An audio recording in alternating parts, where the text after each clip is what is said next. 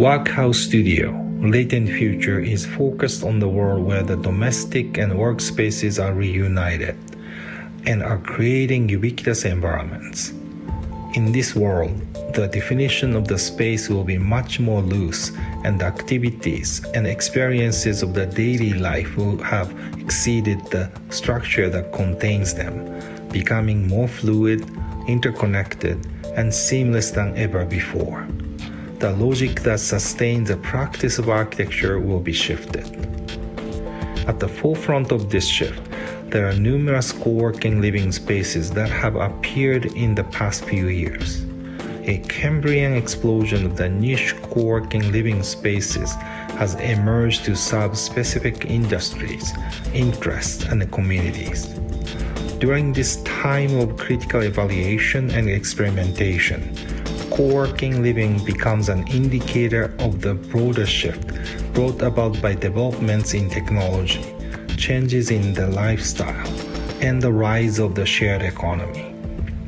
This shift becomes a lens to understand how our present moment may impact the future of architecture. Under this hypothesis, this research studio is exploring what the phenomenon of co-work living means for architecture, and how it can serve as a catalyst for a series of mutually beneficial, thoughtfully coordinated pragmatic relationships. We believe that this approach will lead us to a series of new building types, which helps us to envision the future of our living environment today. Following key questions are asked. What is the role of architecture in contemporary collective life? How can architecture catalyze pragmatic relationships that produce value and respond to changing ideals of society? How can we critically engage the economics of architecture? How do sharing economies and changing patterns of habitation impact the way we consider space use and ownership? What is the value of spatial proximity when decentralized communication allows work and life to happen anywhere? How can we address the fragmentation of physical spaces and the emergence of new types of communities? Being in a situation under COVID-19, this tendency will be accelerated. The students are working in group of 2 for initial research about various co-working living spaces in the fall. They extracted the key concept from the research and turned it into the essay in the studio publication. They continued to work as a group designing the pragmatic ecosystem throughout the winter, and then work individually for the design of the building for the final. This year, the studio is divided into 2 groups. First group is working on the site in Nihonbashi, Tokyo, and other is working on the site in Los Angeles. Unique characteristic of Workhouse Studio is that instead of responding to existing sets of conditions, the students are asked to come up with a design of the ecosystem, creates the unique condition, and produce its own reality for their projects through entrepreneurial approach. Students need to show how the ecosystem functions, prove its sustainability, and show how it withstands the real condition of the world. Students do this by proposing and designing the business plan for their project. This approach might be seen as a stretch from traditional role of architecture, but maybe there are the new sets of qualities necessary for architects in an era when the space is so flux and unstable.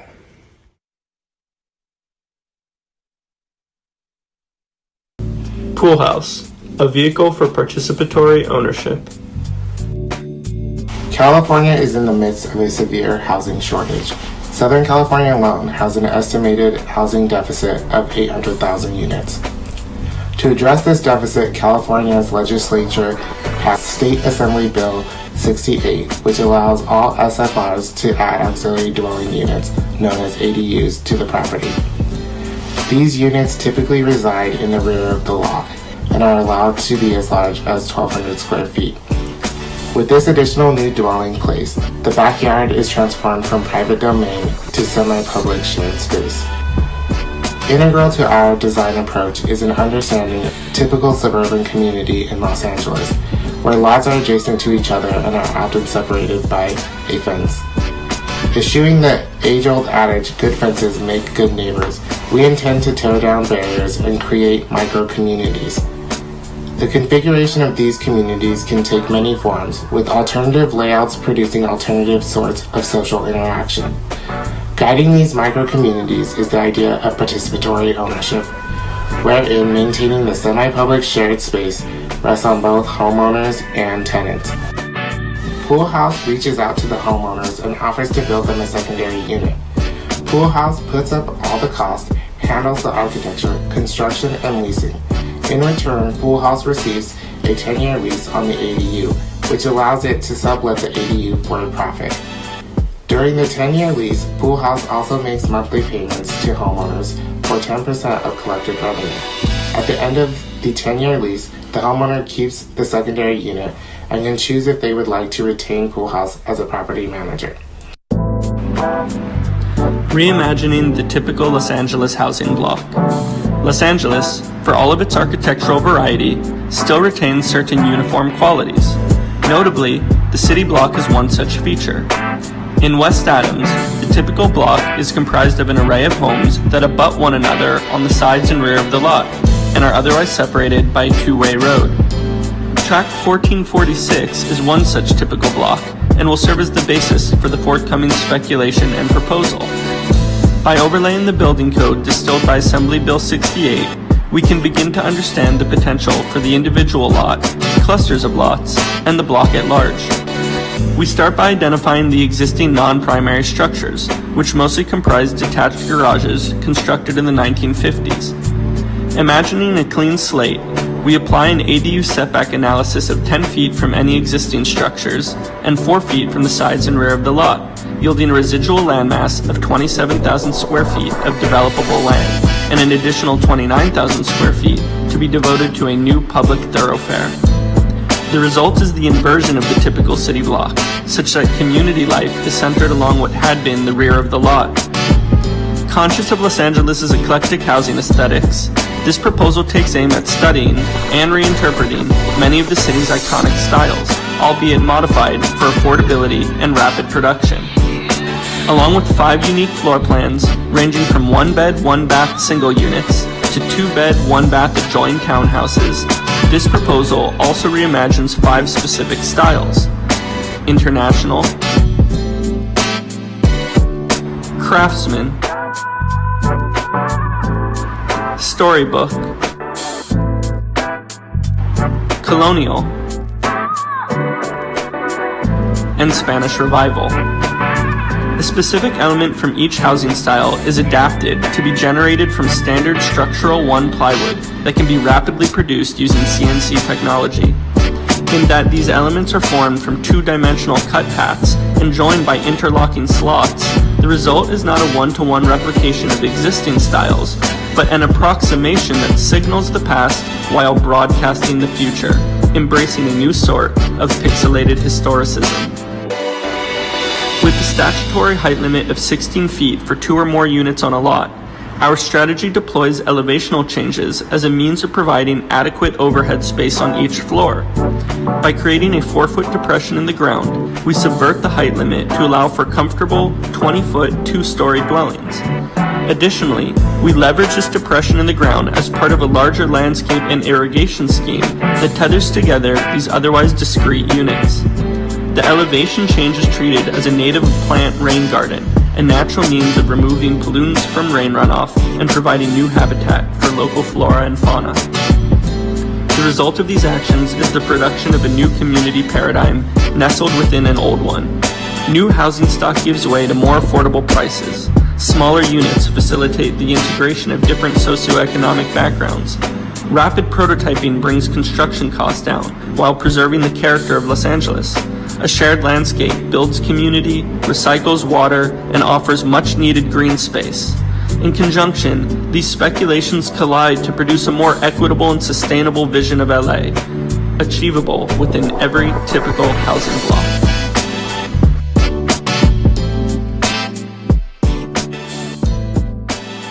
Pool House, the Catalog 2020. The catalog creates a product for living. The catalog addresses the pool house block, yard, alley, house, and components. The back house aims to address an increasing idea surrounding the live-work house. The pool house catalog leverages architectural components to produce dynamic interaction between front and back houses throughout the neighborhood.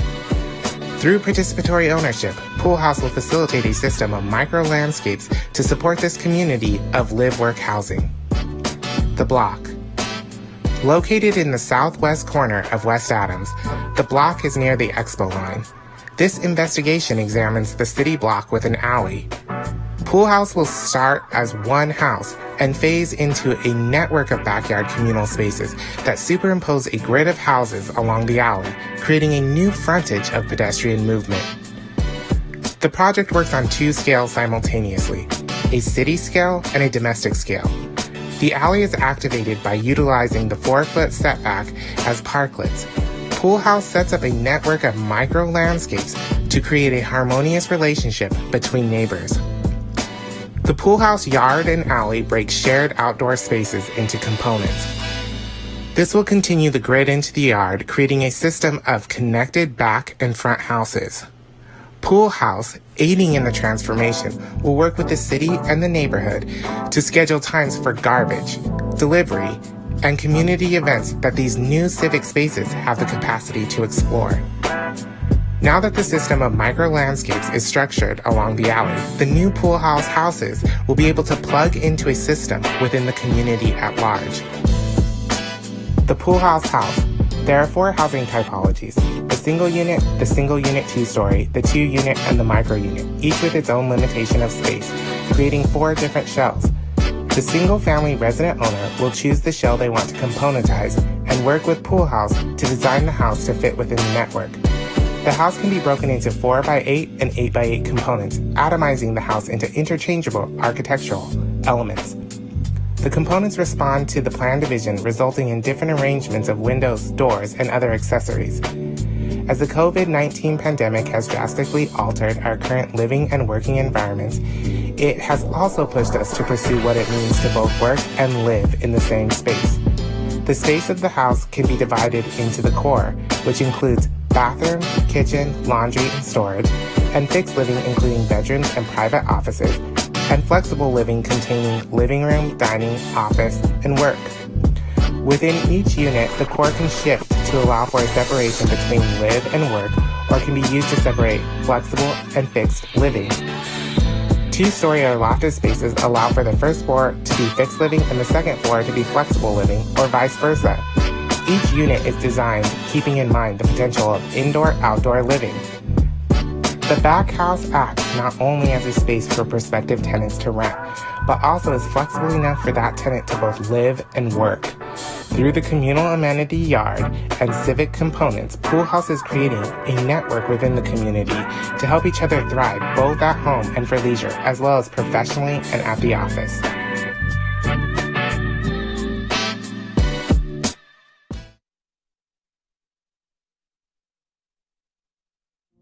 Welcome to Polymix. Polymix is a philosophy that responds to the trend of buildings designed as increasingly complex polyprogrammatic containers.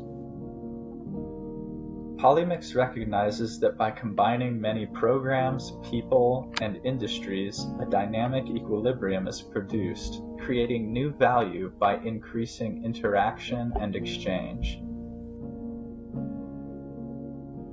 We offer Polymix as a solution to Japan's challenge of the super-aging population.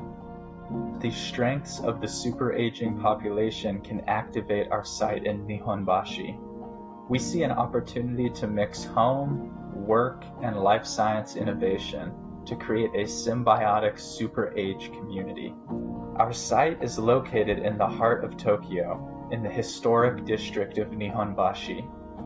Our site is located in an optimal position to bridge the life sciences to the Nihonbashi community. To the north of our site is the Life Sciences District, which includes Mitsui Fudosan's Link J facilities, which is laboratory and co-working space that supports the growth of Nihonbashi life sciences.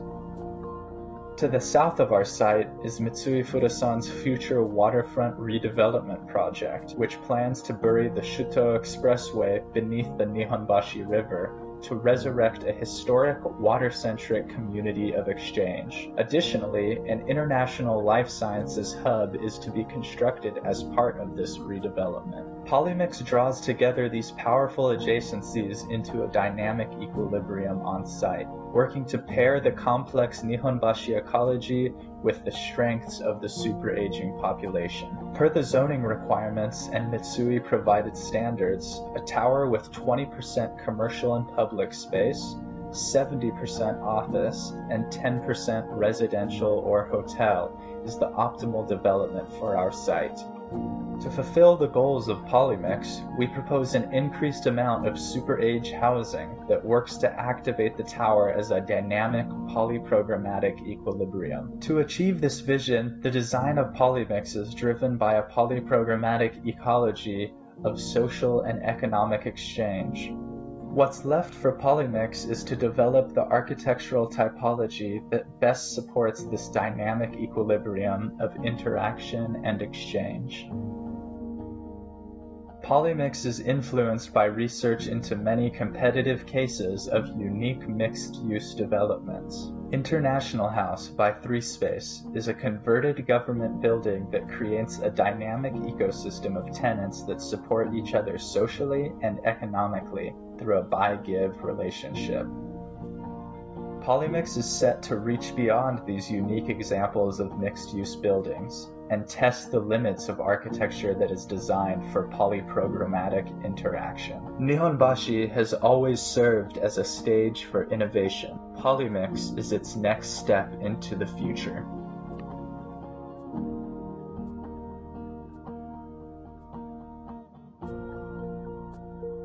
Enforcing the concept of our Polymix ecology diagram.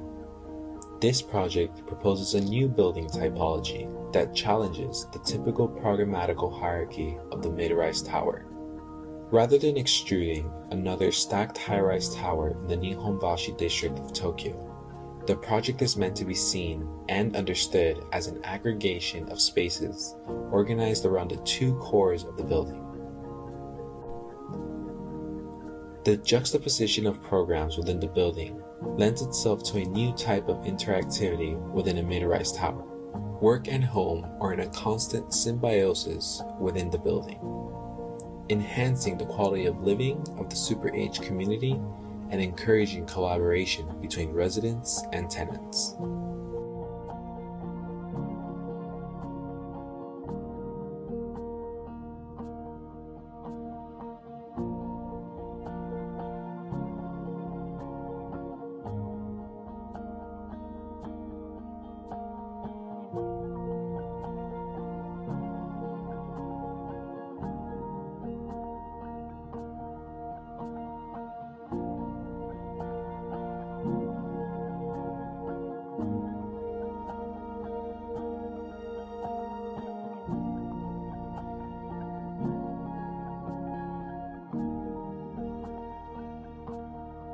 Superslab, the architectural mechanism of a thickened slab functioning as super-age housing, or a think lab for the super-age lifestyle that promotes social interaction and builds new value. We begin with the typical slab construction. Notice that the interaction between floors is limited. By enlarging the slab, inserting super-age housing into the interstitial space, and increasing the floor height to allow deeper daylighting, there emerges opportunities to carve new shared spaces into the super slab. This begins to influence the activity and behavior of the programs above and below the super slab, ultimately creating a unique form of mixed-use tower that capitalizes on mutual benefit. The building's massing is developed by utilizing the superslab mechanism as a bridge for the diverse relationships identified in the programmatic ecology.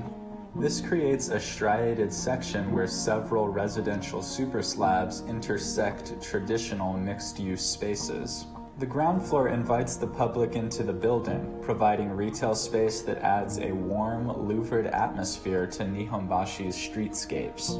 On the third level, we encounter the first super slab sandwiched in between retail and office space. Each four-person unit is connected to semi-private perimeter circulation and also opens inward to a public interior atrium. This allows the super-age tenants to access many types of social exchange, whether it be a brief hello in the corridor or a view of the bustling activity above and below. On the 8th level, the super slab pairs a super-age work-live space with the semi-public perimeter circulation. This promotes collaboration between tenants and businesses focused on innovation for the super-age lifestyle. In the remaining super slabs, the semi-private perimeter thickens to provide public courtyards for businesses or hotel amenities to share. These spaces provide unique sky courtyards that promote interaction and provide a pleasant environment for the users and tenants of the building. Super slab is a unique opportunity to provide a new lifestyle for the super-aging population, one that decreases social isolation, builds a new value for the super-agers, and provides a landmark building for Nihonbashi's redevelopment.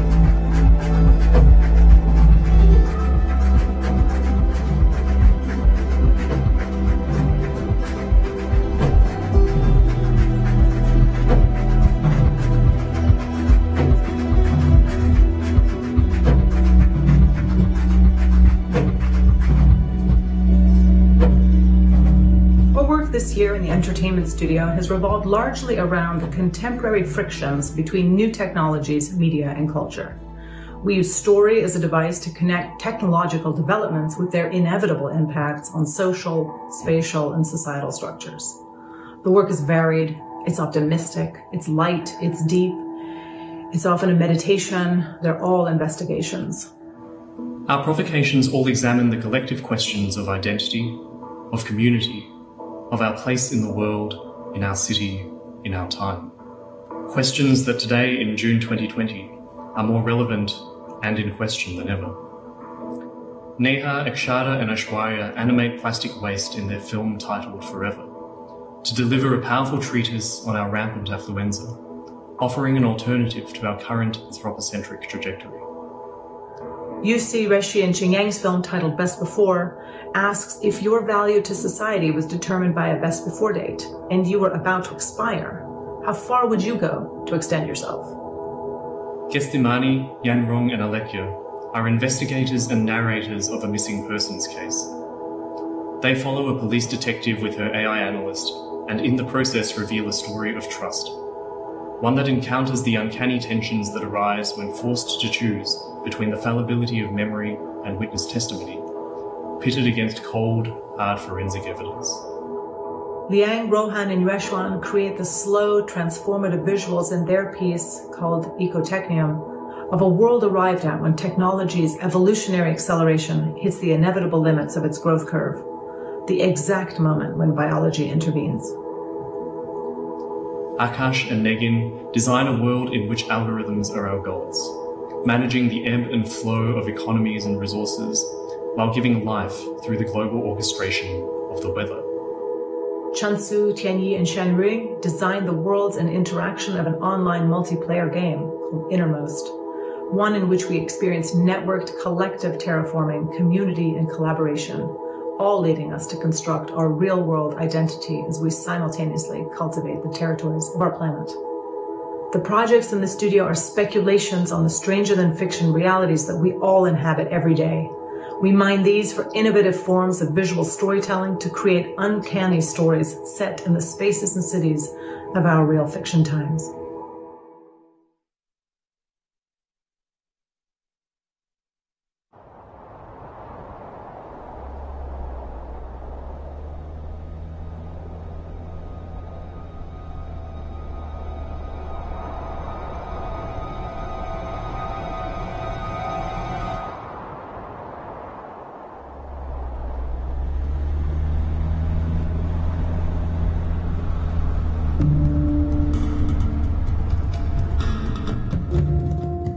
Incognito is a film that uses a criminal investigation as a medium to explore how different types of memories are interconnected or pitted against each other. The case we follow is examined by a human detective in collaboration with an AI analyst. In our real world, the increasing abilities of AI systems and documentation technologies allow for 2.5 quintillion bytes of data to be generated daily, even at obscure locations.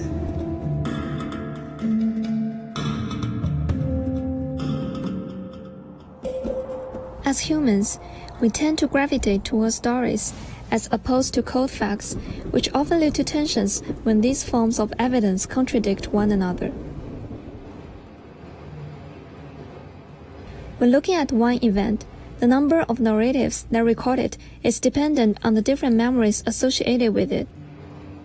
Whether they are sworn testimonies, online data, or algorithmic classifiers, we start to notice the contradictions among those, and we begin to wonder, which one is more trustworthy? How does bias affect us? When we look at objects isolated from context, like an evidence board, to construct a narrative, we interpolate. We use story and invention to connect the dots. And these narratives are constantly infiltrated with our biases and interpretations. Incognito challenges the idea of objective or infallible memories and suggests that memory is not a remembering of the past. It is a creative act that weaves together an experience and an environment with its associated senses and emotions.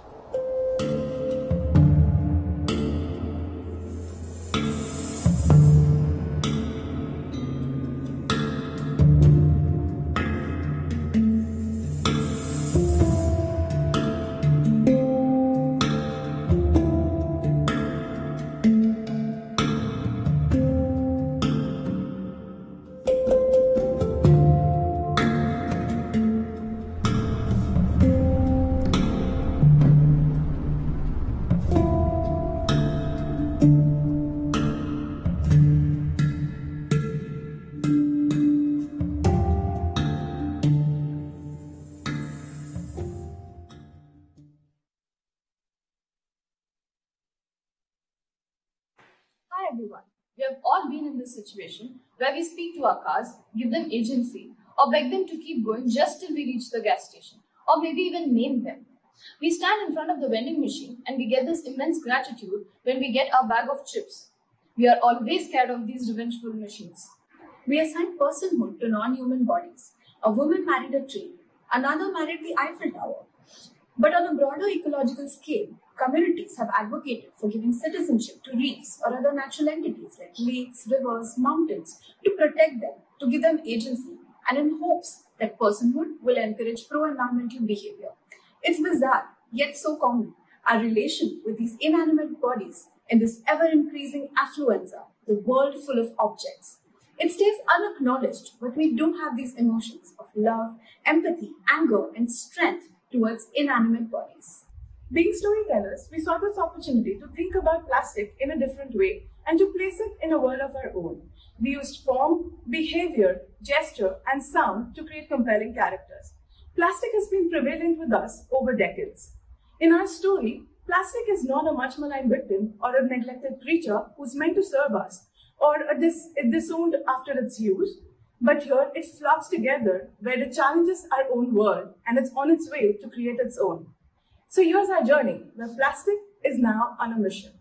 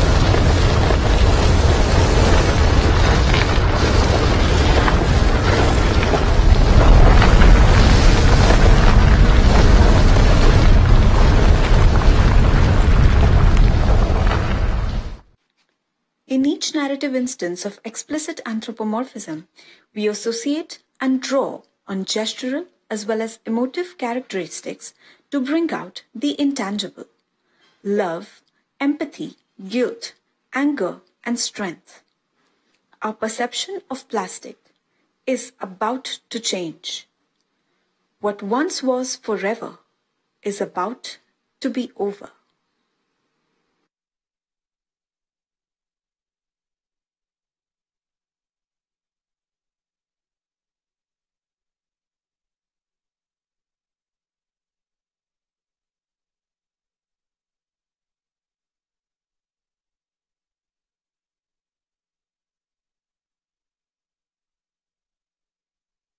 Hi, my name is Martha Criley, and this is my project for On Force and Form, our one-year research studio with Heather Roberge. This project explores spatial variety within seriality. By working with repeated modules, a wide variety of spaces and configurations are generated. Structure and roof modules generate two spatial orders, the former orthogonal and the latter diagonal. Louis Kahn often divided program into a binary of servant and served spaces, with structure and servant spaces often commingled. He showed that if you expand structure sufficiently, it can become programmed poche and help establish a relationship between support program and occupiable space. For example, the tectonic system at the Yale Center for British Art also serves as mechanical space, while at Trenton Bathhouse, the expanded structure contains support program. For my project, the structural module is a 72-foot square with columns placed in each corner. Instead of occupying the minimum space required to support the roof, each column expands to a different size, creating occupiable poche space within and forming a dynamic spatial bay. There are a total of 5 structural modules, with poche columns ranging in size from 1.5-foot square to 24-foot square, allowing for a range of functions from those that are purely structural to forming occupiable spaces of varying scales. As the modules aggregate to create the field of the market hall, adjacent columns combine to create entirely new figures. The original column module dissolves, and new complex clusters are formed. My proposal for a market in Hollywood demonstrates that poche does not need to maintain Kahn's strict binary and can instead form a bistable relationship. It uses the shape of the poche and its containment of the program to organize interactions. At times, the poche object can act as a corner and defer to the market space, or the poche object can become the focus. Unlike Kahn, the space is not always the figure.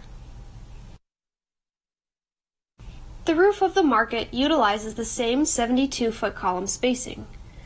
The roof planes are lifted above the poche column figures, supported by thinner columns to add lightness to the structure, similar to Kahn's Trenton Bathhouse.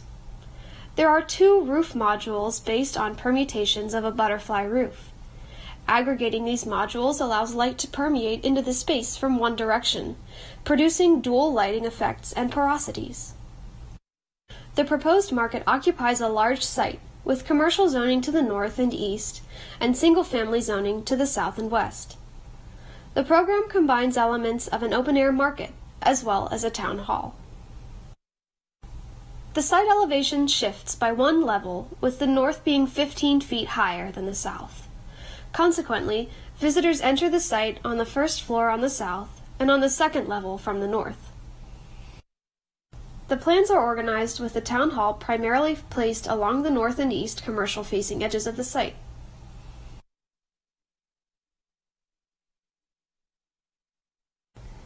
In plan, the column aggregations create dynamic bistability with the spaces they define. Bistability occurs when a system has multiple stable states or perceptions.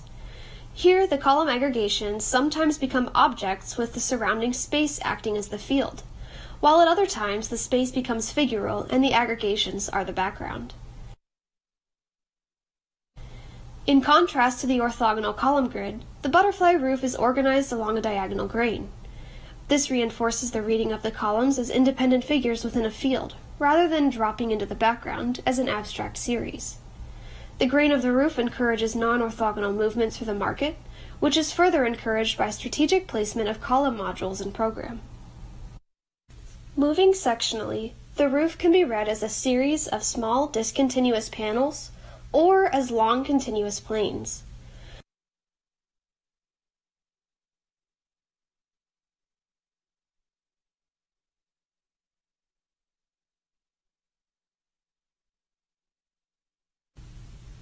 From the southwest, the roof appears continuous. From the northeast, the discontinuities are revealed. These dual readings create different effects within the market. The discontinuities help with daylighting and climate control. The north-facing openings allow sunlight into the space, while shading visitors from harsh light and heat. The roof also helps orient visitors by providing different experiences depending on orientation. Through the layering of multiple hierarchies, the market produces non-hierarchy. The visitor does not defer to a single imposed order. Through bistability and duality, many forms of occupation unfold. Thanks for listening, and I hope you can join our discussion.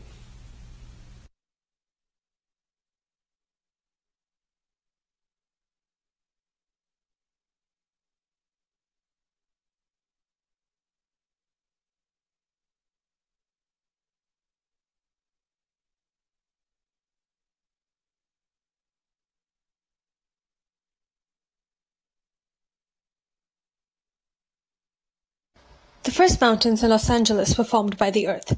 Tectonic plates moved and collided, forcing the surface upwards. The second mountains were created by man and machine manipulation. The land was cut, filled, and graded in order to create more land. 2050 AD. Los Angeles' iconic hills are home to some of the deadliest wildfires.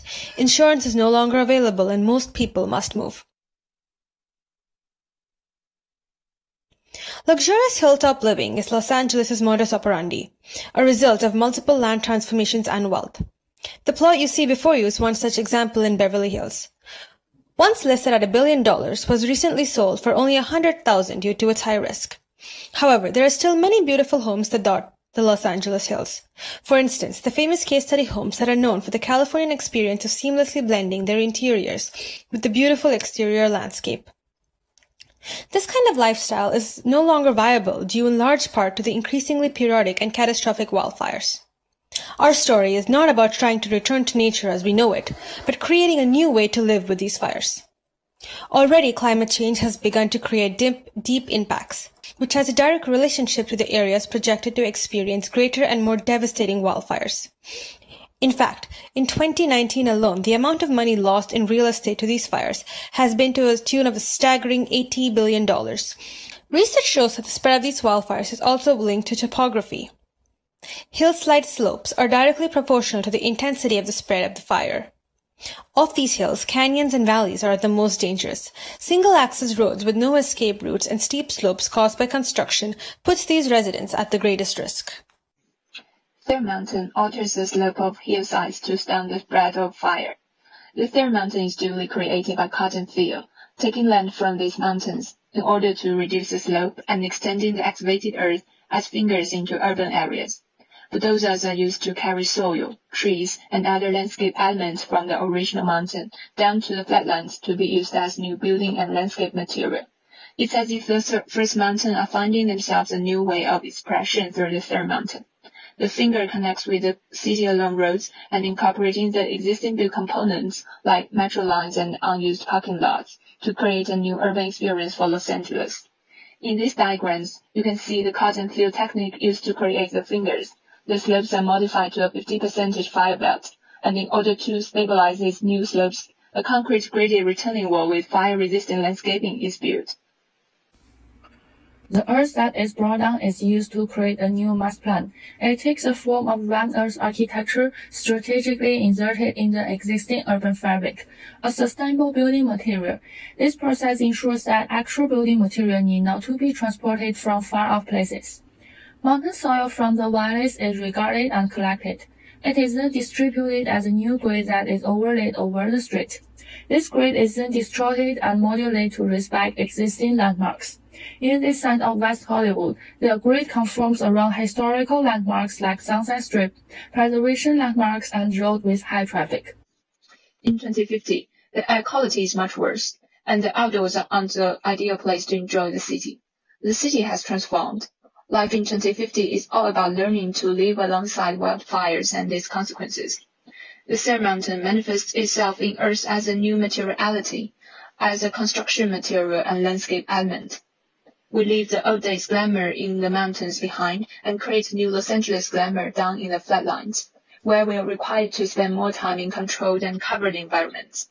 A new story of living indoors in artificial nature begins here. Our proposal includes two scales of architecture, a radical landscape and housing community created having largely interior-based spaces.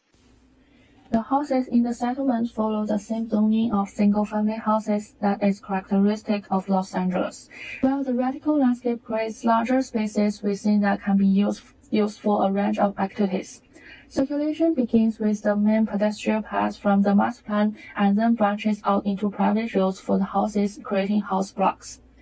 The courtyards are designed to provide privacy while maintaining visual communication. The round-earth architecture follows the general slope of the land. Covered and semi-covered walking paths through and through landscape views and small social spaces are unique characteristics of the complex that are the result of the Third Mountain's architecture method and material. The radical landscape comprises public buildings that can be used for various purposes. It is stepped from Sunset Avenue to Hollywood Drive with rammed retaining walls. A combination of this landformed self and deliberately created artificial nature is the new aesthetics that we envision. Along the side, the architecture is embedded into the scalloped earth form. A combination of underground and open-to-sky areas creates a new experience for interacting with nature in 2050. If the first mountains of Los Angeles were formed naturally, and the second by post-war clearance and demolition of mountaintops, then the third mountain synthesizes nature and artifice into an architecture made up entirely of the materiality of land. It embraces its artificiality in the urbanscapes. The first mountain has found itself transported and transformed for an indoor life in 2050 LA, rising to the challenge of new age climate threats. Hello, we are group, home address 105-110 intersection. The car culture in California has been a big part in creating the current image of Los Angeles. Especially the introduction of the freeway system in the 1940s made the freeway itself an iconic feature affecting all criteria from cultural to political parts of LA. We can look into the entertainment industry's representations such as Tupac and Snoop Dogg driving through LA, 1995 film Heat by Michael Mann, and the 2016 film La La Land. This monumental element of LA developed its presence, and now it is looking towards a new change. As current society is facing problems such as increasing land value and scarcity, freeway makes it a new possibility where it can be utilized not only for transportation, but in multiple ways to solve these dilemmas. The reliability of the freeway system for transportation will decrease as we've seen occasions like the Carmageddon, where the 405 has been shut down and given Angelinos a break from continuous driving. By understanding the freeway as given land, this new prototype for development recommends modifying the single-use transportation system into multi-use infrastructure with permanent and temporary mobile architecture spread across the freeway system intersections, simultaneously responding to land scarcity and providing new ground for LA 2050.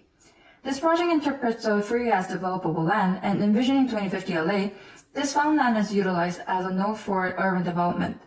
As one of Rainer Bennett's 4 ecologies of LA, Los Angeles freeway system is notable for being the primary infrastructure for public life in the city. This new prototype for development creates nodes of architecture spread across the freeway system's intersections as a response to land scarcity and vision plan for urban life in LA 2050. The current freeway system going through LA County is taking up the area equal to 3 times the area of downtown Los Angeles. The freeway went through massive land transformation on the process of construction. With the scale of the past construction of the freeway in mind, there is an opportunity in freeway's embodied energy as given land for the future urban development. As a firm concrete structure resembled the modern-day construction system in America, we decided to use the freeway structure as a base for new urban development in 2050, which is also an economical choice. We chose Harbor intersection as our site since it is one of the most interesting and complex intersections in Los Angeles. We started with analyzing the existing structure and found that, apart from the embodied energy, the beauty of the freeway curves are also the things that we should preserve. So we used the twisting geometry to show the rhythm of the freeway. And this is a part we zoomed into architectural scale because this part is complex enough to cover most situations. Since we assume freeway as aligned, the way we transform the line is to hang artificial line under the existing structure. From bottom to top, the artificial line including the artificial landscape, freeway surface, and the landscape on the rooftop. Each layers are connected by the ramp between them. Since we add new burden on the old structure, to make the new structure light and economical, the overall structural strategy we use is suspension. In this system, here is a hierarchy of temporality and stability. The most prominent part is the original freeway structure, which supports the whole new structure. And the semi-permanent part is the new truss and artificial lines suspended under the freeway. and the most mobile and temporary part is the rail system and mobile units hanging under the truss and the slabs. We have reached an area where the car, the pedestrian, and architecture can work together to transform what was once a single-use infrastructure to a multifaceted system. Both fixed and temporary units glide across the rail system to transport programs to different areas of the freeway urbanism. Outdoor dining, outdoor gyms, and small commercial shops all activate the space to provide all the amenities any typical resident will need. Ramps provide access to the landscape below the freeway as well as to roof gardens, while autonomous cars navigate their way seamlessly through the linear structure, providing continuous transportation without interruption. The mobile units are designed by the concept of customized personal space. The components of the units are prefabricated and delivered to the assembly platform inside the building. After assembly, the units will be transported by an automatic rail system. The unit types can be categorized according to programs and temporality. We developed living units for long-term stay as a complete apartment, or shorter-term stay as RV carports, or even shorter-term stay like sleeping capsules, and units for other purposes like gaming space and meeting rooms. The programs inside the linear mass are organized by a hierarchy of public and private, with public programs in the middle and residential area at the end. The intersection area has the most public programs. The intersection areas create volume appropriate for different architecture programs, such as manufacturing areas for unit assembly, compact parking, commercial programs, and public space.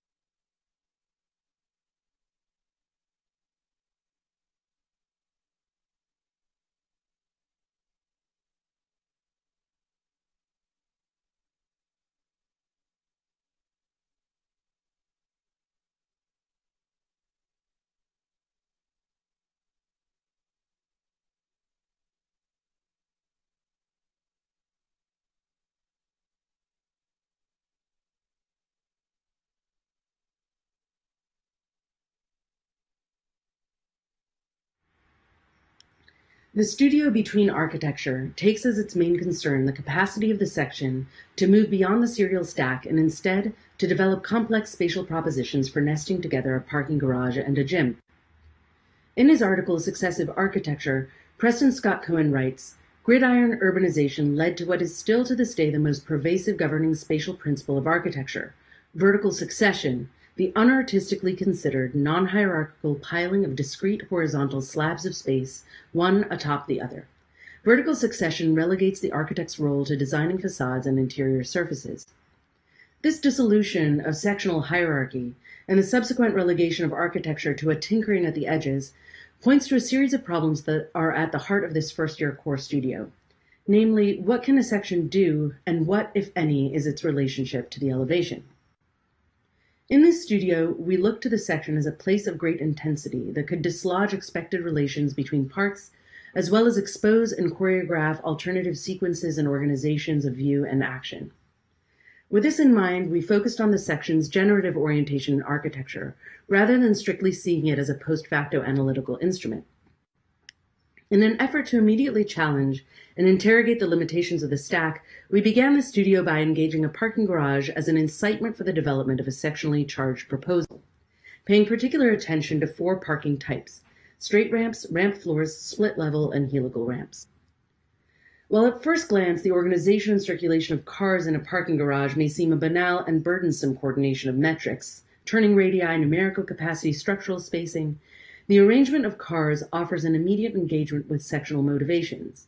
In this sense, the parking garage is understood as a kind of sectional ready-made, preloaded with stubborn logics and formal resistance, against which an architectural proposition could be forwarded. In lieu of a precedent, we endeavored to understand and tame the highly specialized workings of parking garage structures and their discrete typologies, finding that once the basic parameters of parking were understood, a great range of possibilities became apparent in the choreography of ramps, slabs, stacks, splits, and spirals. At a large scale, parking provides a coarse sectional strategy that dislodges the serial flat plane as a given datum of a building while remaining adherent to the necessities of movement and use. It is these qualities of the parking garage, its prescriptive limitations as well as its potential exuberances, that we imagined as the fraught datum against which a second set of concerns might take root. As architecture is rarely allegiant to a single set of concerns, the forces that motivate the arrangement of spaces are always multiple and rarely straightforwardly resoluble. In part 2 of the studio, we introduced a secondary set of programs, which operate at a different sectional measure, that of the recreational gym, with its specifications for wet and dry zones, small and large activities, as well as its rituals of use. Rather than consider these two programs as merely coexisting side by side or above and below, we imagined an opportunistic intermingling of the two. This expanded set of considerations of scale, volume, organization, and movement was interpreted in each proposal as complementary, oppositional, or otherwise with the initial parking structure, and necessitated an architectural proposal that could manage both propinquity and juxtaposition. As the demands of the brief required an extended distribution of parking and gym in section, so too does each proposal require an approach to continuities and discontinuities in sequence and movement. That is to say, a considerable amount of pressure was placed on developing a strategy of organization, and then to develop a strategy of circulation that could advance the spatial ambitions of each project while establishing coherence and legibility for use. Finally, in part 3, the internal struggle of the constituent parts within came to bear on the elevation. Here the section's hidden nature, its knowability revealed only through the projection of an abstract cut, helped us position the range of operations afforded by the outward-facing and immediately available elevation. That is, just as the section cut reveals, the elevation conceals.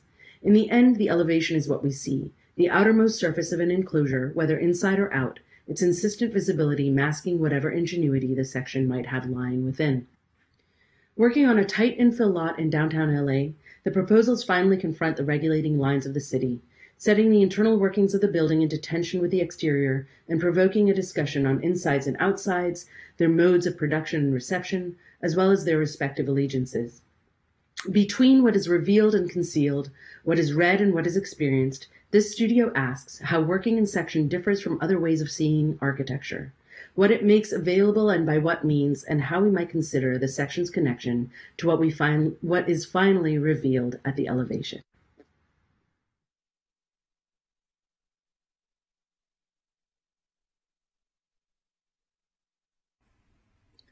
This project considers the parking garage to be one thing, continuous, repetitive circulation, and the gym to be many things, a collection of independent programmatic fragments.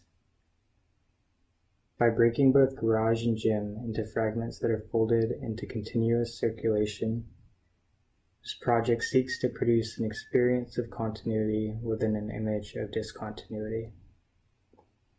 The garage is organized as a split-level system which is broken into irregular, misaligned fragments in order to create space for the nesting of multiple gyms. These gyms are organized as independent entities and are subdivided further according to the programmatic specificities of each. The resultant collection of garage and gym fragments are intermixed to make ambiguous the differences between the two, producing 3 coarse, autonomous building fragments stitched together by a continuous exteriorized circulation that navigates the fissure between them while indexing the continuity of the garage. In section, a different type of continuity is implied as an internal staple stair connects program within each gym. In elevation, the reading is different, as the garage acts as the stitch that stabilizes and binds 3 gyms together. The layering of circulation systems brings forth a continuity that can be read in the film frames of plan.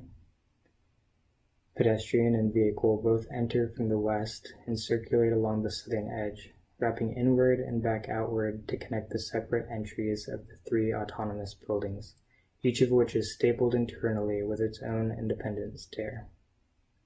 And while these layers of continuity are visible in plan, they are less legible in section, which is agitated, expressive, and finely fragmented to address the multivalent requirements of a dynamic and heterogeneous gym. Elevation, conversely, is understated, suppressive, and coarse, operating as an organizational device for producing coherence, clarity, and continuity between gym and garage. This binary is undone, however, as section appears in elevation, superimposing light, shadow, and fissure to animate an otherwise blank veil. Likewise, elevation wraps inward to manifest in section as multiple layers of enclosure, selectively masking, blinding, and ordering the disorder.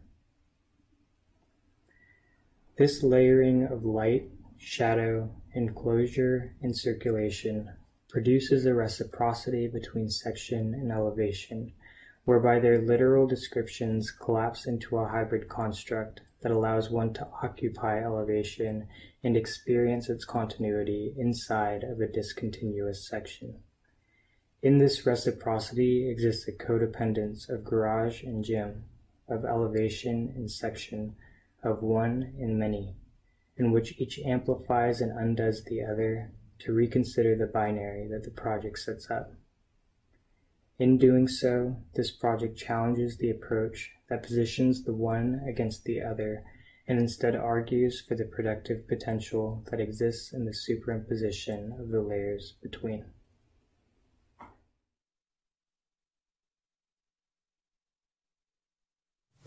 This project is interested in blurring the reading between gym and parking by using the parking unit as an organizational module to the gym for the building as a whole.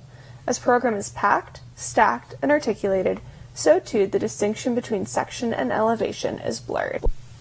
This project takes a ramped floor parking garage and explores how the floor plates can be expanded and contracted due to the rotation of parking stalls. It understands the parking stall as an elastic unit that through its orientation can expand and contract the overall structure and organization of the garage and gym.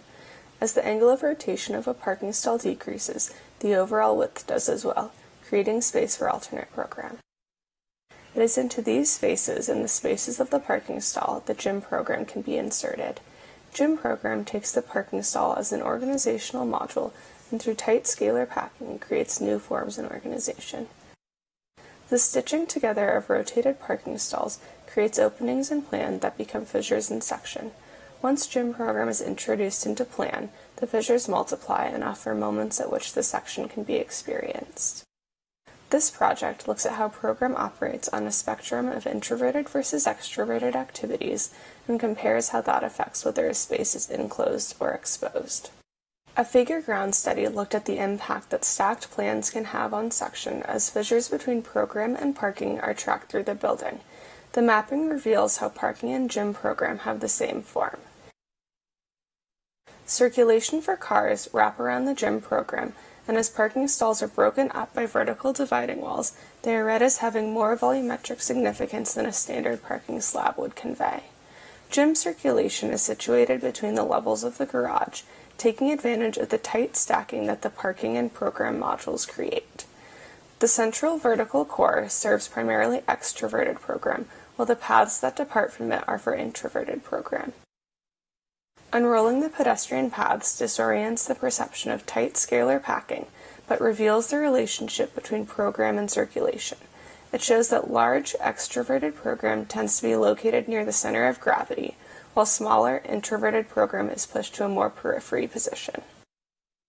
As one enters the garage, they are immediately confronted with how parking stalls are pushed out of the way by large programmatic pieces. On some levels, the gym is subsumed inward so that program is held within garage circulation and situated within the grid of parking stalls. Other levels are devoted solely to parking, with gym program placed above and below. As large, extroverted program is inserted into the garage, car circulation is forced to bend around the program, placing program at a higher level of importance than the car. Pedestrian circulation is treated in the same manner, as it bends around program pieces and becomes the connective tissue between different activities. Fissures are slotted between program and parking and create a visual connection between different levels. It is at these moments that it is possible to experience and internalize the collision of the program and impact of the planimetric cinching.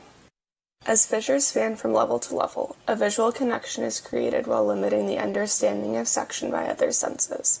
The fissures create moments of peace within the gym, while at other times become filled with the cacophony typical of a traditional gym floor.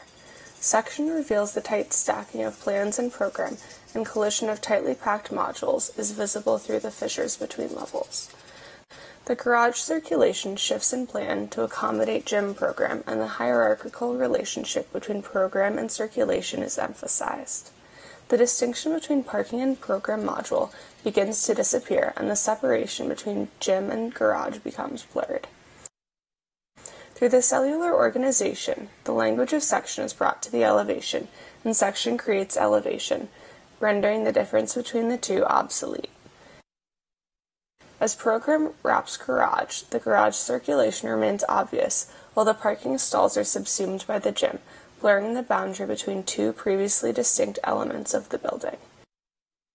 The experience on the exterior is analogous to that on the interior, with the visitor constantly confronted by the scalar packing and stacking of parking and program modules. In this project, the elevation subverts the traditional inward-facing nature of the Ramplan, such that the interior and exterior elevations read as having equal importance and form, and the section and elevation become the same.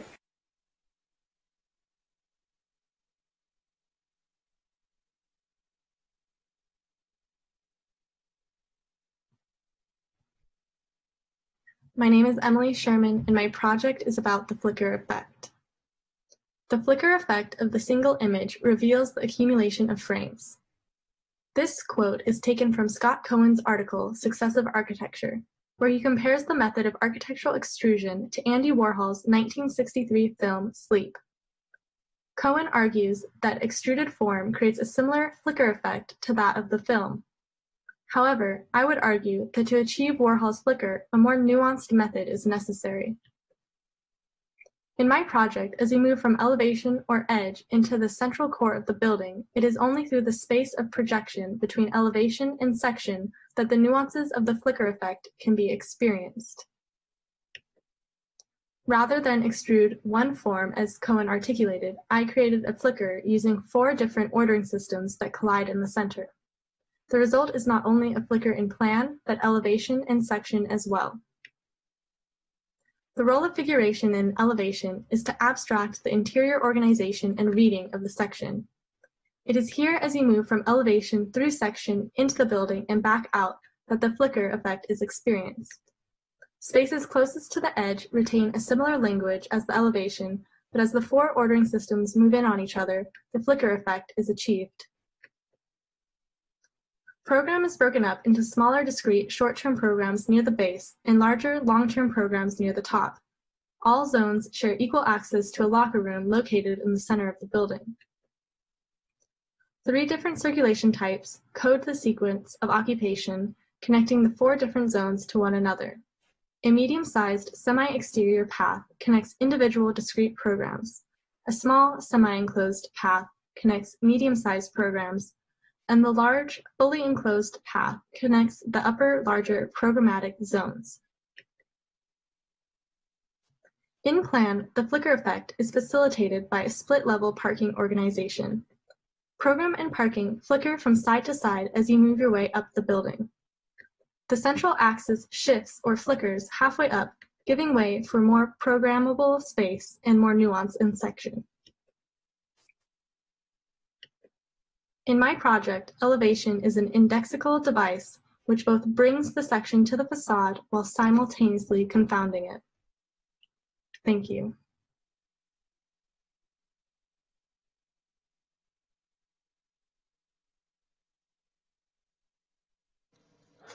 This project is about in-between space.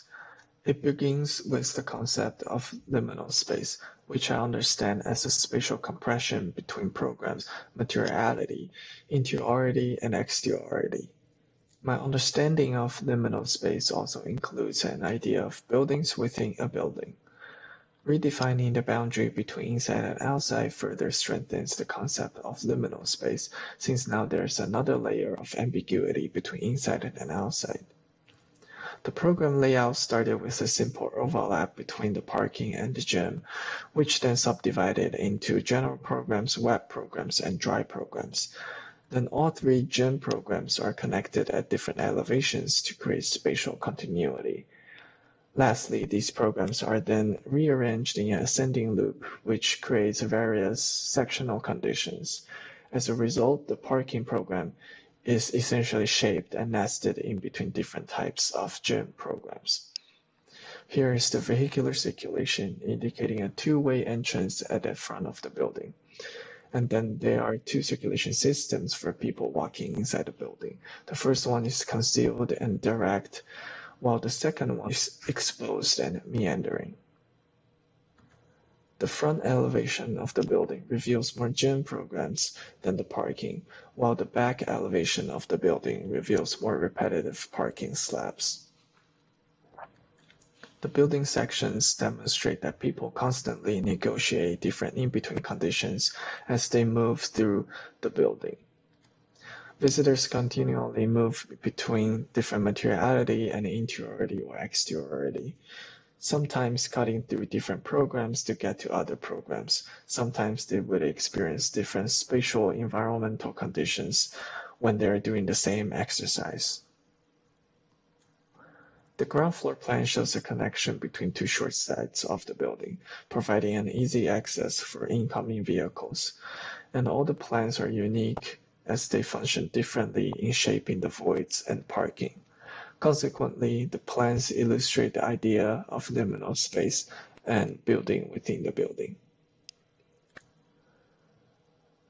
The unrolled elevation indexes the continuity of programs and voids on the elevation, and the unrolled section indicates the continuity of interiority of the programs. And here are two exterior movements. The first one shows the exteriority of the inside of the building, and the second one shows the exteriority of the outside of the building. Here's a closer look at 4 fragments of the building that host all of the gym programs. The first fragment, which is located at the lower back of the building, consists of the majority of the general programs, including lobby, office, and a cafe. Here's an image looking at 2 different spaces that split by circulation. The second fragment wraps around the central portion of the front of the building, holding most of the web programs, including a diving pool, a lap pool, and a sauna. And here's a shot of an in-between condition of 2 individual workout spaces. The third fragment at top rear of the building contains most of the outdoor gym programs that are mostly concealed but open to air. Here is an image of the outdoor yoga space. Last but not least, the fragment 4 mainly has large dry programs, such as climbing wall and a basketball court. Here's a shot taken at the basketball court with viewing decks all around and the skylights above. That's all. Thank you.